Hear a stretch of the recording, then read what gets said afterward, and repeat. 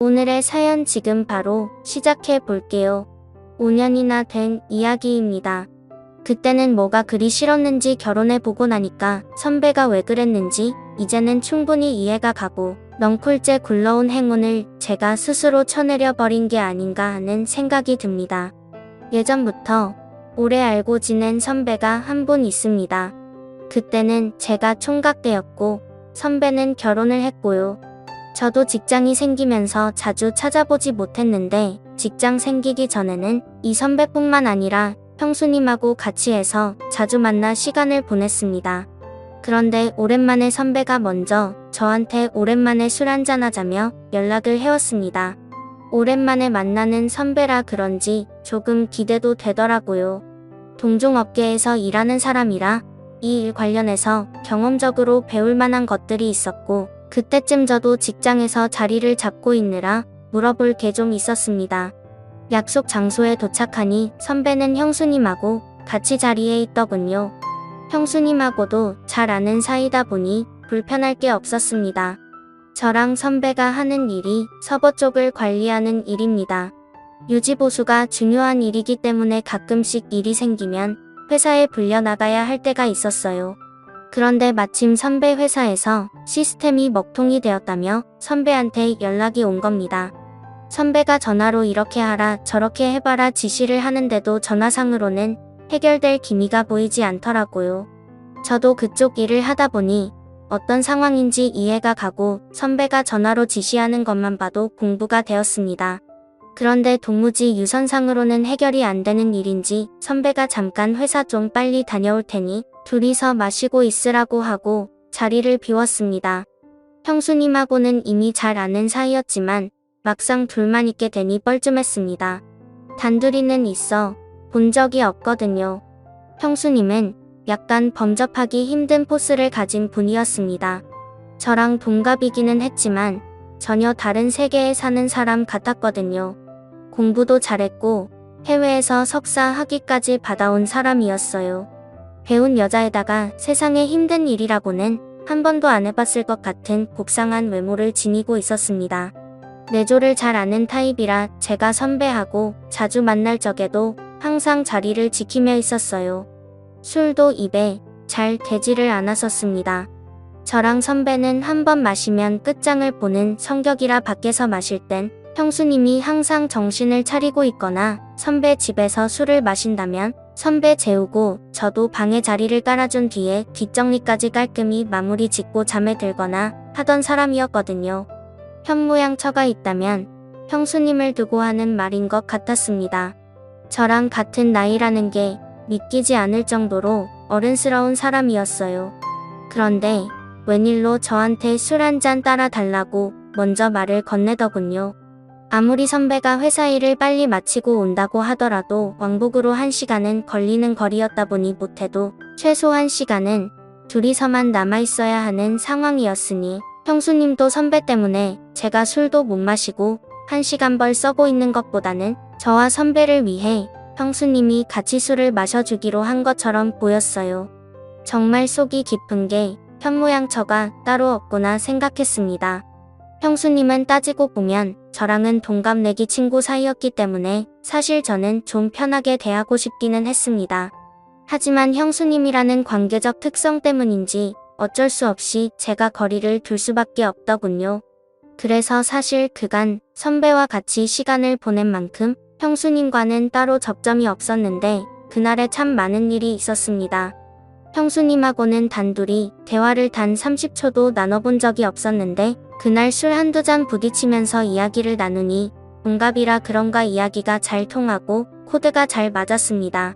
사실 형수님이라는 걸 빼더라도 유학파 출신의 고급진 그녀의 이미지 때문인가 괜히 어려워했나 하는 생각도 들었어요.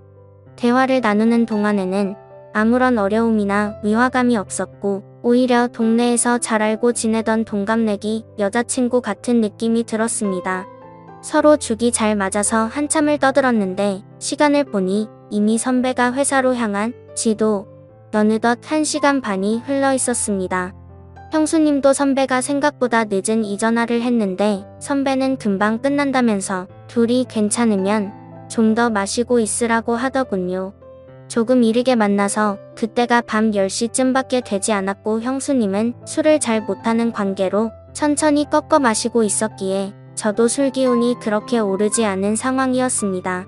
둘이 있는 게 생각보다 불편하지 않으니 조금 더 기다리는 건 문제가 없겠다 싶었습니다. 그런데 또 한 가게에서 거의 3시간을 넘게 있었고 형수님이 술을 천천히 마시고 안주도 잘 안 먹다 보니 다른 가게로 옮기는 게 민폐가 아니겠다 하는 생각도 있었어요. 주정도 소주 맥주를 마시는 것보다 형수님이면 와인 같은 걸 좋아하지 않을까 싶어서 자리를 옮기자고 권했습니다. 형수님이 조금 취했나 느낀 게 이때쯤이었는데 목소리에 코맹맹이 소리를 섞기도 하고 눈을 깨슴치를 하고 긴 머리를 뒤로 훔치며 웃는데 평소와는 사뭇 분위기가 다른 게 느껴졌습니다. 형수님이 먼저 좋다고 자리를 옮기자고 했고 근처에 있는 와인 바로 자리를 옮겼습니다. 조금 프라이빗하게 방형식으로 되어 있는데 조명이 불긋불긋한 곳에서 형수님을 보니 분위기가 묘하더군요. 간단한 치즈 안주와 함께 도수가 제일 약한 와인으로 주문을 했습니다. 괜히 형수님이 취하면 그것도 문제가 되겠구나 싶었거든요. 그런데 와인이 맛있다며 엄청난 속도로 술을 마시더라고요. 그러다가 그녀가 팔을 뻗으며 테이블 위에 있던 물병을 제 쪽으로 엎었는데 뚜껑이 잘 닫혀 있어서 물이 많이 흐르지는 않았습니다. 그래도 테이블 위에 살짝 흐른 물을 닦으려고 티슈를 꺼내는데 형수님도 술 기운에 당황해서 팔을 뻗다가 둘이서 서로 손을 잡아버리고 말았습니다. 서로 전기가 통한 듯 저와 형수님은 손을 맞잡은 채로 멈춰 있었고 정신이 아늑해지는 것 같았습니다. 그리고는 자리에서 일어난 형수님이 자연스럽게 제 옆으로 앉더군요. 자기가 조금 취해서 어지럽다면서 잠깐만 쉬어도 되겠냐며 제 어깨에 기대 눕더라고요. 형수님 머리에서 나는 은은한 샴푸 향에 정신이 아늑해질 뻔했지만 남아있는 이성의 끈을 잡으면서 이러면 안 된다고 몇 번을 되뇌이며 정신줄을 붙잡았습니다. 형수님은 일어날 생각이 없는 건지 계속 제 어깨에 기대서 있었고요. 선배가 돌아오면 어쩌나 조마조마하더군요. 어차피 방형식으로 돼 있는 곳이라 커튼 너머로는 아무것도 안 보여서 괜찮았고 형님도 저희가 있는 방에 들어오려면 저나 형수님한테 먼저 연락을 해야 했을 테니 문제가 없을 거라 생각이 들어서 저도 그냥 에라 모르겠다는 생각으로 어깨에 기댄 형수님을 그대로 두고 반대 방향만 바라보고 있었습니다. 시간은 이제 1시가 다 되어 가는데 곧 온다던 선배는 연락조차 없더군요. 형수님은 아직도 제 어깨에 기대서 새근새근 숨을 몰아내 쉬며 있었고 저는 속으로 애국가까지 부르면서 올라오는 술기운을 참아내려 애를 쓰고 있었습니다. 보통은 이렇게 막무가내로 주정을 부리는 사람이면 꼴보기가 싫을 텐데 그동안 동갑내기이긴 하지만 살짝 존경심이 들 정도로 제가 팔을 뻗어도 닿지도 않을 위치에 있는 것만 같던 우상 같은 여자가 이러고 있으니 오히려 형수님도 보통 여자랑 다르게 없구나 하는 생각이 들었습니다. 2시면 가게 문을 닫는다는 직원의 말을 듣고 1시간 더 버텨봤자 안 좋은 생각만 들겠다 싶어서 선배한테는 그냥 일 보시면 집으로 들어가시라 말하고 형수님을 부축해서 집에 데려다줄 생각으로 밖으로 나왔습니다. 찬 공기를 쐬니 형수님도 정신이 들었는지 잠에서 깬 듯 저를 따라 걸었어요. 택시를 붙잡아 형수님이 타는 것까지 봤는데 형수님이 혼자서 무서워서 못 들어가겠다면서 저보고 집까지 바래다 달라고 하더라고요. 여태 흐트러진 모습 한번 보인 적 없던 형수님이 제 앞에서 코맹맹이 애교 섞인 목소리로 땡깡을 부리니 저도 남자라 그런가 그 상황에서 형수님을 두고 떠날 수가 없었습니다. 뒷좌석에 나란히 앉아서 가는데 중간에 일부러 자리를 비우고 앉아 있었는데 형수님이 머리가 아파서 옆으로 제 다리를 베고 눕더라고요. 왜 이렇게 빈틈을 보이는 건가 싶었는데 혹시 일부러 일어나 형수님이 나한테 관심이 있는 건가 이런 생각까지 들었습니다. 저도 일단 남자였으니 말입니다. 선배 집 근처에 도착해서 택시에서 내렸습니다. 기사님한테 잠시만 기다려달라 말하고 형수님을 아파트 현관까지 바래다 줬어요.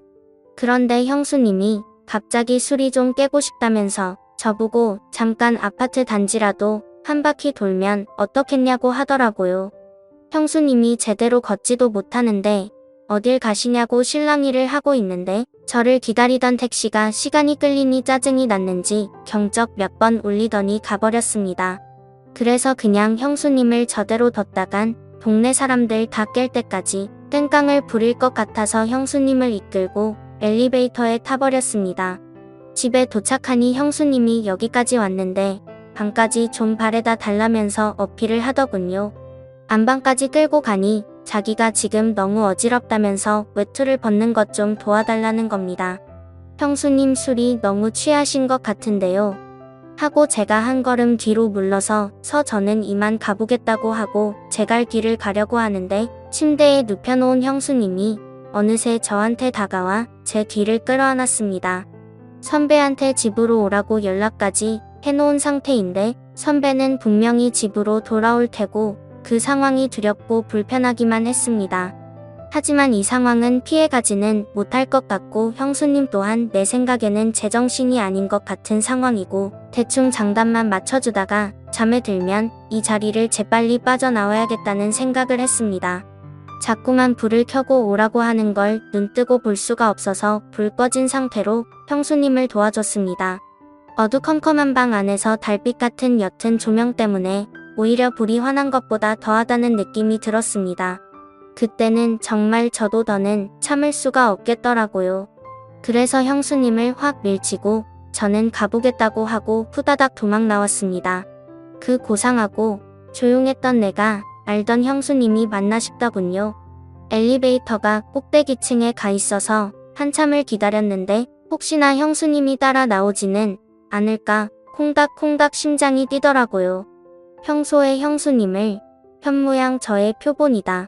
나도 결혼하면 저런 사람과 결혼을 하고 싶다 하는 생각도 갖고 있을 정도로 흠모하던 사람이었으니 한편으로는 이대로 끝내지도 않고 가버리는 게 아쉽다는 생각도 들었습니다. 하지만 선배를 하루 이틀 보고 말 사람이 아닌데 어떻게 그러냐 싶어서 엘리베이터를 기다리면서도 자꾸 고개가 뒤로 돌아가더군요. 아파트를 나서면서도 혹시나 선배가 돌아오지는 않았을까 두리번대면서 나왔습니다. 잘못한 것도 없는데 괜히 잘못을 한 건가 죄를 지은 느낌마저 들었지요. 한참을 두리번대고 있는데 뒤에서 누가 저를 불러 세우더라고요. 너 뭐하냐 하면서 저를 부르는 선배였습니다. 심장이 멈춰버리는 줄 알았지요. 연락도 없길래 오늘 회사에서 밤을 새고 오는 줄로만 알았는데 말입니다. 제가 괜히 눈치가 보여서 시간을 지체하기는 했지만 두리번거리면서 선배의 차가 있나 확인하는 동안 아파트로 들어오는 차는 한 대도 없었거든요.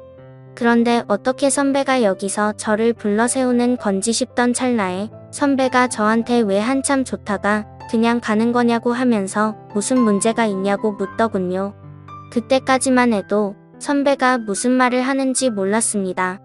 올라가서 이야기를 하자고 하기에 선배를 따라 다시 집으로 들어갔는데 술에 취해서 비틀비틀 거리던 형수님도 다 연기였던 게 다시 제가 알던 고상하고 말수 적은 다가가기 힘든 형수님의 모습으로 있더군요. 저는 그때까지만 해도 무슨 상황인지 몰라서 선배가 돌아와서 아무 일도 없는 척 연기를 하고 있는 거라고 생각했습니다. 하지만 선배는 저한테 충격적인 이야기를 꺼내더군요. 너는 아직 결혼을 안 해봐서 모를 거라고 말하면서요. 사람이 매일 똑같은 밥만 먹으면 질리지 않겠느냐면서 가끔은 양식도 먹고 중식도 먹고 하는 게 그 이유인 건 알고 있지 않느냐고 설명을 하더니 결혼한 사람들도 똑같다는 겁니다. 가끔씩이지만 이런 상황도 필요하다고요. 형수님이 저를 그동안 동갑내기이기도 하고 특별하게 봐온 게 있어서 말한 건데 제가 이렇게 정직한 사람인 줄은 몰랐다는 겁니다. 그때까지만 해도 저는 선배가 무슨 말을 하는지 이해를 못하고 있었는데 단도직입적으로 설명하자면 선배와 형수님은 결혼한 지도 오래되었고 하니 평범한 일상들이 흥미가 떨어진 상황이었다고 합니다. 그렇다고 아무나 집으로 부르자니 왠지 보안 문제도 있고 어떤 사람이 올지도 모르는데 그렇게까지는 하고 싶지가 않았다네요. 그러던 와중에 형수님이 저를 먼저 지목을 했고 선배도 제가 한참 때 이걸 이래저래 설명하는 것보다 아무것도 모르는 상황에 제가 정말 아까 전에 상황에서 자연스럽게 넘어가는 게 더 재미있겠다는 생각이 들었다는 겁니다. 이미 두 사람은 이렇게 될 걸 계획을 하고 있던 거고 회사 일이며 전부 다 거짓부렁이었던 겁니다. 전공법으로는 안 될 것 같으니 차라리 상황을 이야기해주고 아까 하던 걸 마저 하라는 겁니다. 제가 어이가 없어서 이건 해도 너무한 거 아니냐며 자리를 박차고 일어섰지요. 그러니 선배는 내 와이프 자존심에 상처를 준 거다 어쩐다 하면서 화를 내기 시작했어요. 저도 언젠가는 이런 날이 오게 될 거고 그때가 돼서 연락하기만 해보라고 후회하지 말라고 하는 겁니다.